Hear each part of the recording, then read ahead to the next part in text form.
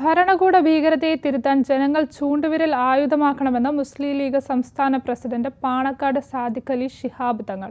Malappuram parliament മണ്ഡലം UDF സ്ഥാനാർത്ഥി ET Muhammad ബഷീറിന്റെ സ്ഥാനാർത്ഥി പര്യടനത്തിന്റെ ഉദ്ഘാടനം മോങ്ങം ടൗണിൽ നിർവഹിച്ച് സംസാരിക്കുകയായിരുന്നു അദ്ദേഹം. നടക്കാനിരിക്കുന്നത് ജനാധിപത്യത്തെ സംരക്ഷിക്കാനുള്ള അവസാന യുദ്ധമാണ്. ആ യുദ്ധത്തിലെ പോരാളികളാണ് ഓരോ വോട്ടർമാരും.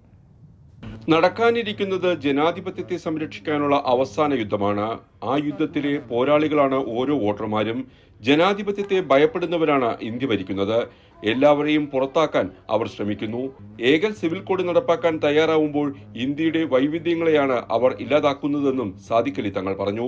രാജ്യത്തിന്റെ ജനാധിപത്യത്തിനും മതേതരത്തിനും ഭരണഘടനയുടെ സംരക്ഷണത്തിനും വേണ്ടി വീറോടെ വാദിച്ച് ഉത്തരവാദിത്തങ്ങൾ നിർവഹിച്ച മികച്ച പാർലമെന്റേറിയനാണ് ET. അദ്ദേഹത്തിന്റെ പ്രവർത്തനങ്ങളുടെ തുടർച്ച ഇനിയും അനിവാര്യമാണെന്നും സാദിഖ് അലി തങ്ങൾ പറഞ്ഞു. KP അബ്ദുൾ മജീദ് അധ്യക്ഷത വഹിച്ചു. DCC പ്രസിഡന്റ് VS ജോയി തുടങ്ങിയവർ പങ്കെടുത്തു. അസംബ്ലി നിയോജക മണ്ഡലങ്ങൾ തോറുമുള്ള സ്ഥാനാർത്ഥിയുടെ സന്ദർശനത്തിന്റെ 4ാം ഘട്ടമാണ് പൊതുപ്രചാരണ പര്യടനം. ജഹ്നൂസ് മലപ്പുറം.